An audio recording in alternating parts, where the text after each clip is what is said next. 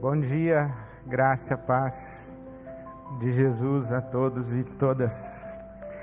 Eu leio com vocês mais uma vez o Evangelho de Mateus, o capítulo 11. Nesse domingo chamado de Carnaval, chuvoso em São Paulo. Que a graça de Deus continue ministrando ao seu coração, ministrando a nós. E onde você estiver e quando você estiver, te alcance também. Eu leio Mateus 11. Tenho lido já 2 domingos, Mateus 11, os versículos 28 a 30. Poucas expressões na boca de Jesus traduzem tanto o Evangelho quanto esta fala. Venham a mim todos os que estão cansados e sobrecarregados, e eu lhes darei descanso. Tomem sobre vocês o meu jugo e aprendam de mim, pois sou manso e humilde do coração, e vocês encontrarão descanso para as suas almas, pois o meu jugo é suave e o meu fardo é leve. Deus nosso Pai, te pedimos a tua palavra nessa manhã, que o teu Espírito Santo traduza para o nosso coração, para a nossa alma, esse jugo suave e esse fardo leve, e nos dê uma vida leve, para a glória do teu nome, nós te pedimos assim, amém. O meu jugo é suave e o meu fardo é leve. Você sabe que jugo é uma expressão que Jesus usa dentro do vocabulário da sua época, quando os rabinos interpretavam os mandamentos divinos, e as interpretações dos rabinos equivaliam ao jugo de cada rabino.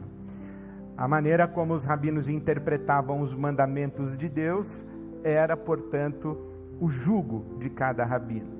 Quando Jesus diz, o meu jugo é suave e o meu fardo é leve, ele está se comparando e se contrapondo aos rabinos da sua época, dizendo, olha, os rabinos que vocês conhecem têm um jugo pesado. O meu jugo é suave, o meu fardo é leve.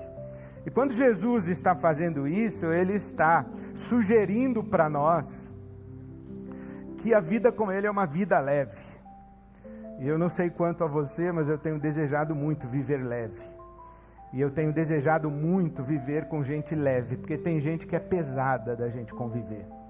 É pesada na fala, é pesada no humor, é pesada no comportamento, é pesada na cobrança, é pesada na violência, na hostilidade. Tem gente que é pesada. E Jesus está dizendo, olha, venha andar comigo que eu faço você uma pessoa leve. Eu faço a sua vida leve. É isso que ele está sugerindo para nós. O meu jugo é suave, o meu fardo é leve. Ele está se contrapondo aos rabinos da sua época, que fazem uma análise ou uma interpretação comportamental dos mandamentos divinos. Os rabinos da época de Jesus avaliavam comportamento. A religião é isso, a religião é uma estrutura de sentido, ou um sistema de sentido, que enfatiza muito o comportamento, o pode e o não pode, o deve e o não deve, como você deve se comportar. O Evangelho já trata das coisas do coração, já trata das coisas da interioridade. Por exemplo, você encontra a parábola do fariseu e do publicano. 2 homens foram ao templo orar. Um orou dizendo, graças te dou porque não sou como os demais homens, não sou como os outros, não sou corrupto, não sou ladrão, não sou adúltero. Aliás, inclusive, eu jejuo, eu dou dízimos, eu sou uma pessoa que faz ofertas muito abundantes. E Jesus diz que esse homem orou de si para si, falou sozinho. Ele pensou que estivesse falando com Deus, mas na verdade estava falando sozinho. Enquanto o outro que disse, tem misericórdia de mim, eu sou pecador, realmente foi abençoado por Deus e na palavra de Jesus desceu para casa justificado, desceu leve. A religião é isso, a religião faz pessoas pesadas, pessoas que se comparam com as outras, pessoas que se sentem superiores às outras, e pessoas inclusive que se sentem prejudicadas porque se comportam com a santidade do mandamento, mas o coração não acompanha. Os profetas de Israel já haviam denunciado essa maneira equivocada de conviver com os mandamentos divinos. Quando, por exemplo, o profeta Samuel vai ungir Davi como rei, o primeiro filho de Jessé que aparece é um sujeito chamado Eliabe. E o profeta Samuel se impressiona com a estatura, com a beleza dele. E já vai se apressando para ungir o próximo rei de Israel, como se fosse Eliabe para substituir o rei Saul. E Deus diz para ele: não é esse aí não. Você está muito impressionado com a aparência. Mas eu não vejo assim, eu vejo o coração, eu não vejo a aparência. Eu não vejo o valor do cheque, eu não vejo se o sujeito está em pé no louvor com a mão para o alto. Eu vejo o coração.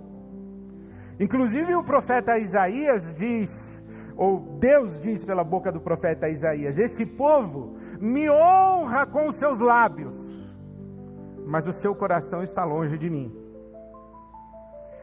A religião é da aparência, a religião é do comportamento, a religião é do ritual, a religião é da moral, o evangelho é do coração. Por isso Jesus diz: olha, quando você quer cumprir mandamentos, mas o seu coração não acompanha, a sua vida é pesada. Porque você se torna uma pessoa ressentida. Você quer tomar aquela caipirinha, mas você não pode. Aí você vê um irmão tomando a caipirinha, você fala: a mão do Senhor vai pesar sobre a sua vida.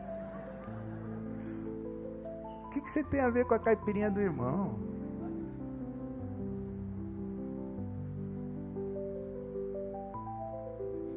Porque você está no comportamento. Seu coração não está legal. Eu lembro da história do Dwight Moody, que viveu lá para os anos de 1800 e pouco, nos Estados Unidos. Era um reverendo, e uma senhora falou para ele assim: ser crente deve ser muito chato, né, reverendo? Ele falou: por quê? Não pode fumar, não pode dançar, não pode beber, não pode jogar. Esses eram os pecados daquela época, de 1800. E ele disse assim: não, eu posso. A diferença entre a senhora e eu, não é que a senhora pode e eu não posso, é que a senhora quer e eu não quero. A religião normatiza comportamentos em pode e não pode. O evangelho reorienta desejos. É diferente. Quem obedece comportamentos, mas não tem a equivalência do desejo transformado, o mandamento fica pesado. Eu quero, mas não posso. E porque não posso, eu não faço. Mas eu não faço não porque eu não quero, é porque eu não posso. E isso torna a minha vida pesada. Jesus, quando vai descrever o seu jugo suave e o seu fardo leve, no seu Sermão do Monte, em Mateus capítulo 5, ele usa 2 exemplos da lei de Moisés, ou do decálogo: não matarás e não adulterarás. 2 mandamentos atualíssimos. E Jesus, no capítulo 5 de Mateus, começando ali no versículo 21, ele diz assim: olha, vocês ouviram o que foi dito, não pode matar. Eu, porém, digo a vocês o seguinte: se você não matar, mas continuar odiando, se você não matar, cumprir o mandamento no comportamento, mas o seu coração está cativo do ressentimento, da mágoa, do ódio, da culpa, esse mandamento vai ser muito pesado para você. Porque a grande questão não é você cumprir o mandamento. A grande questão é você reorientar o seu coração e reorientar o seu desejo. Se você ler comigo Mateus capítulo 5, eu vou ler para você agora o capítulo 5, começando no verso 21, ele diz: vocês ouviram o que foi dito aos seus antepassados: não matarás. e quem matar estará sujeito a julgamento. Mas eu digo a vocês que qualquer que se irar contra o seu irmão estará sujeito a julgamento. Também qualquer um que disser ao seu irmão raca, sabe o que é raca? Então não tem tradução para raca. Raca, dizem os rabinos, que é o som gutural de quem está buscando a excreção para cuspir. Pensa que você está buscando aqui dentro, desculpe a situação, foi Jesus que falou, você está buscando aqui para cuspir, escarrar. Veja que ofensa é essa, olhar para uma pessoa e cuspir ao chão, como quem diz, você para mim é um excremento. Jesus está dizendo, você não matou, mas matou. Qualquer um que disser ao seu irmão, louco, corre o risco de ir para o fogo do inferno. Portanto, se você estiver apresentando sua oferta diante do altar e ali se lembrar de que seu irmão tem algo contra você, deixe a sua oferta ali diante do altar e vá primeiro reconciliar-se com seu irmão, depois volte e apresente a sua oferta. Entre em acordo depressa com seu adversário que pretende levá-lo ao tribunal. Faça isso enquanto ainda estiver com ele a caminho, pois caso contrário ele poderá entregá-lo ao juiz, e o juiz ao guarda, e você será jogado na prisão. E eu garanto a você que você não sairá de lá enquanto não pagar o último centavo.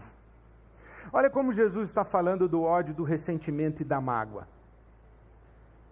Ele está falando que existe um sentimento em você que faz você agir de maneira violenta, hostil, em relação ao seu próximo. Você está com raiva dele, você tem ódio. Você quer esganar, você quer matar, você quer destruir. Isso é você agindo em relação a ele. Mas depois, Jesus diz assim, se você estiver apresentando a sua oferta diante do altar e se lembrar que o seu irmão tem algo contra você, agora não é você quem está agindo contra ele, é ele que quer agir contra você. Ele quer levar você ao tribunal, isto é, ele tem uma causa justa contra você. Ele tem uma demanda de justiça contra você. Ele julga que você contraiu uma dívida para com ele, para com ela. Na primeira parte do comentário de Jesus, é você quem tem o ódio, porque você julga que o outro irmão, a irmã, outra pessoa, fez algo ruim contra você e você quer devolver na mesma moeda. Mas na segunda parte, é a outra pessoa quem tem uma demanda justa contra você. Eu consigo ler aqui, Jesus falando sobre ressentimento e culpa. Duas coisas que fazem a nossa vida muito pesada. Ressentimento e culpa. Alguém me deve e tem que pagar.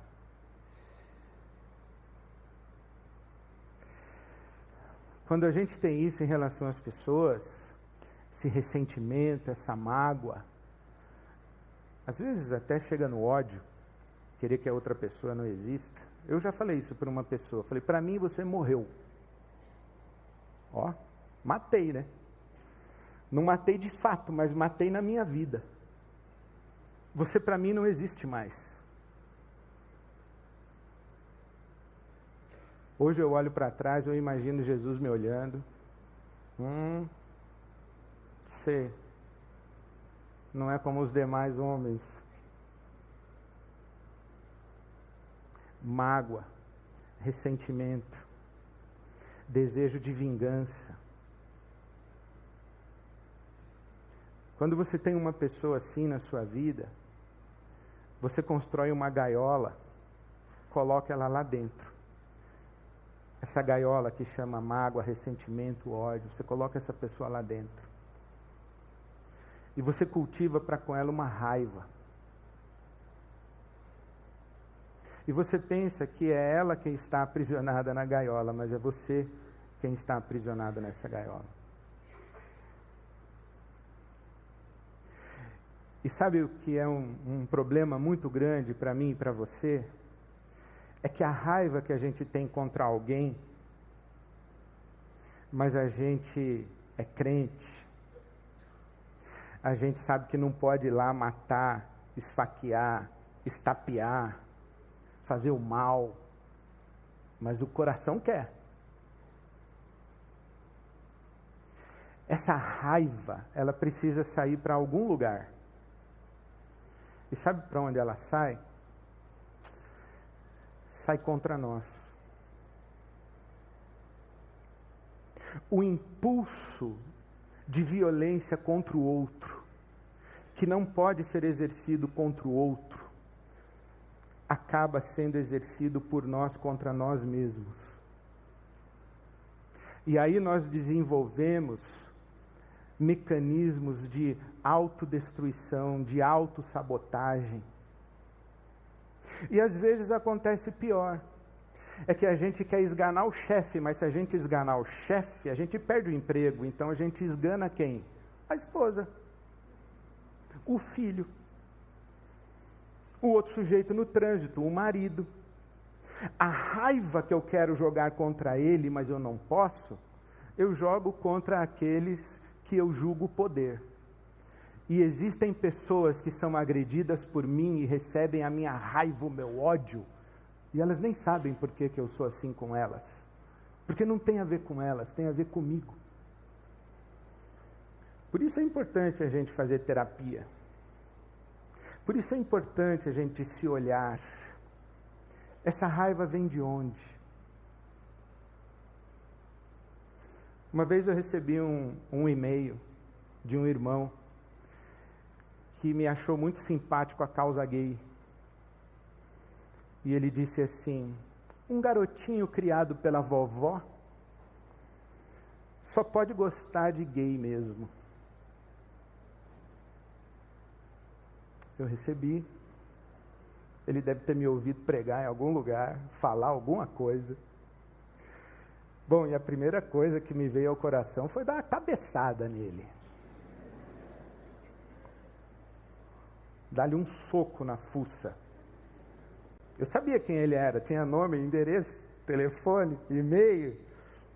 Frequentava as reuniões de liderança da IBAB. Passou um tempo. Eu mandei para ele a seguinte mensagem: prezado irmão fulano de tal, quero lhe pedir perdão, porque eu devo, na minha fala, ter tocado em uma ferida tão profunda do seu coração que fez você me agredir da maneira como você me agrediu. Então me perdoe. Ele veio ao meu encontro, me abraçou, chorou e pediu perdão. A minha vontade de dar um soco nele não tinha passado. Mas naquele momento eu entendi, é verdade. Tem uma raiva aí dentro, tem um ressentimento, tem uma mágoa, tem uma dor, tem uma ferida que faz você me agredir e eu não tenho nada a ver com isso. Mas sabe qual é o problema? Quais são as minhas raivas, as minhas dores, os meus ódios que fazem com que eu agrida e nem perceba? Por isso Jesus está dizendo para nós: não adianta não matar, se o seu coração está ferido, cheio de raiva, de ódio, de amargura e de ressentimento. Porque isso é um veneno que vai matando você aos poucos e vai sendo destilado, gerando destruição e morte em quem está do seu lado. Você se torna uma pessoa pesada para você mesmo, mas você se torna pesado para quem está à sua volta. Agora tem mais uma. Você achou que estava pouco? Tem a culpa. Porque eu estava falando do ódio, da raiva, do desejo de socar os outros. Mas tem a culpa. Tem aquela pessoa que tem uma demanda justa contra mim. Ela diz: Ed, você me deve. Você me fez o mal. Eu tenho uma nota aqui na mão. E eu vou cobrar de você, eu vou levar você ao tribunal, eu vou reivindicar isso. Nesse caso, eu fiz o mal. E eu carrego uma culpa. A culpa também é muito destrutiva. A culpa de saber ou de pensar. Aliás, um parênteses, eu sugiro para você Paul Tournier, Culpa e Graça, publicado pela editora Ultimato. É um texto muito lindo que fala sobre culpa verdadeira e culpa falsa. Tem muita culpa que a gente sente que é falsa, mas tem muita culpa que a gente sente e tem que sentir mesmo, porque a gente é culpado. Eu estou falando dessa culpa verdadeira, eu devo e eu sei que devo. Porque Jesus está dizendo, se você lembrar que deve, é isso que ele está falando, se você estiver lá entregando uma oferta e você lembrar que deve, vai lá pagar. Antes que o seu adversário leve você ao tribunal. Então você lembrou que deve, a culpa é verdadeira, você sabe que deve. Você sabe que falou que não devia. Você sabe que julgou, você sabe que agrediu, você sabe que deve. E essa tentativa de dizer a si mesmo que não deve, é transformado numa culpa, e você fica com esse negócio dentro de você. Essa culpa que sugere para você que você fez algo errado, às vezes até pior, que você é alguém errado. Tem muita gente que pensa isso. Eu sou errado. Não é que eu fiz algo errado, não, eu sou errado. Eu não devia nem existir. Ou eu não devia existir assim. Eu sou errado. Eu fui olhado e sou olhada com olhos de condenação, como se eu fosse errado, como se eu fosse um estorvo, como se eu fosse a coisa ruim acontecida na vida do outro. Ou eu sou errado, ou eu fiz algo errado. E quando isso me habita lá na profundidade, isso nem necessariamente é mecanismo de consciência, às vezes é inconsciente. Quando isso me habita, se eu tenho culpa, eu mereço castigo. Se eu tenho culpa, eu mereço punição. Então eu fico dando jeito de me punir. Eu fico dando jeito de me castigar. Eu me auto-saboto. E aí eu estou numa prisão. E fico tentando pagar até o último centavo. Qual é o remédio para tudo isso? Em uma palavra? Alguém arrisca? Como é que eu saio dessa armadilha, dessa prisão, dessa gaiola e desse jugo pesadíssimo, insuportável, tanto da mágoa, do ressentimento, do ódio, da raiva, quanto da culpa? Como é que eu saio disso em uma palavra? Graça ou perdão. Perdão. Perdão. A Bíblia, a Mensagem, tradução do Eugene Peterson. Eu estava caminhando na sexta-feira com meu amigo Fernando, minha caminhada semanal, sexta-feira de manhã, fui andar com meu amigo Fernando, pastor, parceiro, amigo, e eu estava contando para ele, Fernando, vou falar sobre culpa, vou falar sobre mágoa, ódio, domingo, me fala aí sobre isso, me abençoe. Lá pelas tantas da nossa caminhada, Fernando puxa primeira carta de Paulo aos Coríntios 15, 56 e 57. Me deu de presente esse texto do Evangelho. Nós falávamos sobre a palavra de Deus, ele me deu de presente. E ele falou, Ed, leia na tradução da Bíblia a mensagem. Que Jesus, como um ato de vida, derrotou o pecado, a culpa e a morte. Olha que coisa linda. O Evangelho é essa mensagem de que Jesus derrotou o pecado, a culpa e a morte. E se o Evangelho não é sobre perdão, essa graça de Deus que nos concede perdão aos nossos pecados, às nossas culpas e nos livra da morte, sobre o que é o Evangelho? Não é sobre retaliação, vingança, condenação, castigo, cobrança de dívida. Não, o Evangelho não é sobre isso. O Evangelho é sobre graça e perdão.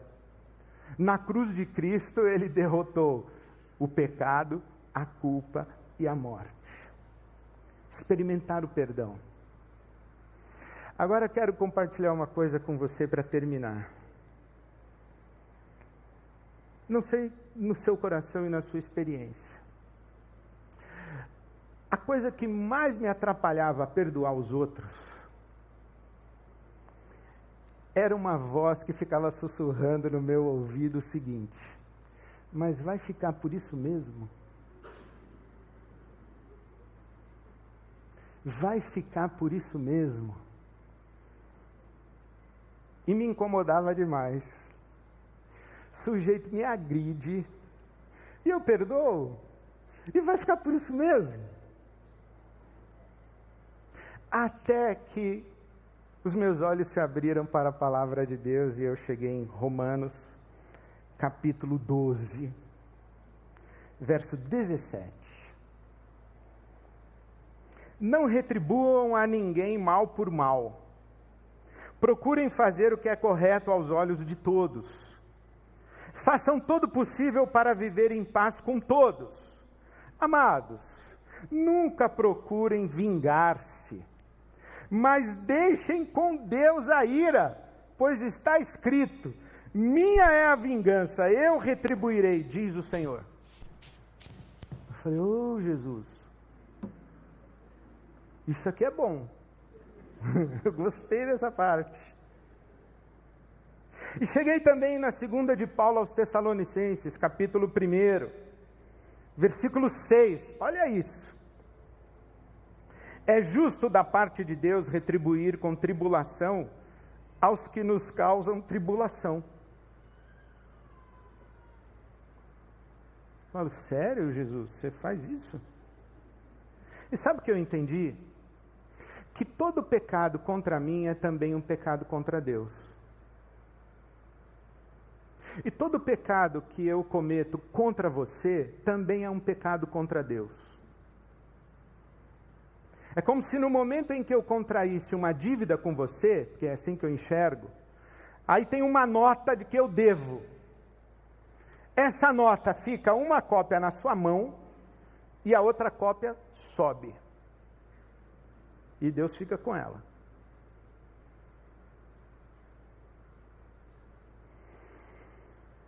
O que o apóstolo Paulo está nos ensinando, e a Bíblia Sagrada está nos ensinando, que perdoar é rasgar a cópia que está na minha mão. É eu libertar você da dívida que você tem para comigo. E eu me libertar dessa gaiola onde eu me meti, que é ficar esperando você pagar. Porque perdão foi o artifício que Deus inventou para solucionar relações nas quais uma das partes contraiu para com a outra uma dívida impagável. Dívida pagável a gente paga. Se eu arranhar a porta do seu carro no estacionamento, eu pago outra porta. Mas quem atropela e mata o filho de alguém, não tem como pagar. Existem dívidas que são impagáveis. Lágrimas geradas, sofrimentos causados, estas coisas não tem como pagar. Não tem como eu pagar as lágrimas que a minha mulher derramou por minha causa. Vou dizer, vou devolver as lágrimas para dentro de você? Não tem jeito. É perdão. Então, quando você tem para comigo uma dívida impagável, ou eu fico o resto da vida esperando você pagar, e você nunca vai conseguir pagar, porque não dá para pagar, e eu fico nessa prisão, ou eu rasgo e digo: você está livre, não precisa mais me pagar, eu não espero nada de você, está livre, vai viver. Te perdoei. Você não me deve mais nada. E Deus? Bom, Deus é um problema seu com ele e dele com você. Tem uma nota na mão dele. E ele pode rasgar também. Mas aí já não é comigo. O perdão é eu dizer o seguinte: olha, eu não vou fazer absolutamente nada para exigir que você me pague. Exigir reparação. E eu não vou fazer nada para retribuir a você o mal que você me fez. Pelo contrário, o que a Bíblia me ensina é vencer o mal com o bem. Eu vou lhe fazer o bem, porque eu estou livre. Eu estou livre do ódio, do ressentimento, da mágoa e da culpa. Eu saí dessa prisão pela porta do perdão. Agora eu estou livre, eu espero que você viva livre também. Porque Jesus, nosso Senhor, derrotou o pecado, a culpa e a morte. Quem vive com o coração cheio de ódio, ressentimento, mágoa, culpa, ira, desejo de vingança, expectativa de restituição, fica ali querendo matar, mas não mata. Aí adoece e destila veneno. Mata de outra maneira. Tem uma vida pesada e se torna uma pessoa pesada. Agora, quem experimenta o perdão de Deus e outorga perdão, reorienta o coração pela experiência com a graça de Deus e do Evangelho de Jesus, aí tem uma vida leve. E aí quando a pessoa que agrediu chega, você abraça, e quem está do lado diz: ué, e aquela vontade de dar soco? Acredita que eu não tenho mais? Acredita que Jesus tirou com a mão? Acredita que eu perdoei esse sujeito? Falei, mas isso só Deus consegue fazer então.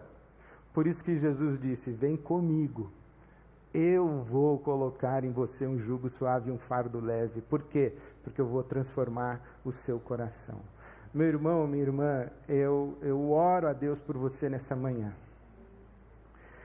Que isso que nós acabamos de cantar no momento das contribuições, em teus braços é o meu descanso, em teus braços é o meu descanso, implica uma transformação interior, que o Evangelho, que a experiência com Jesus traz para nós. Não dá para descansar nos braços de Deus cheio de coisa ruim no coração.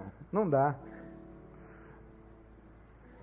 Deus quer te abraçar, mas você não encontra jeito de descansar.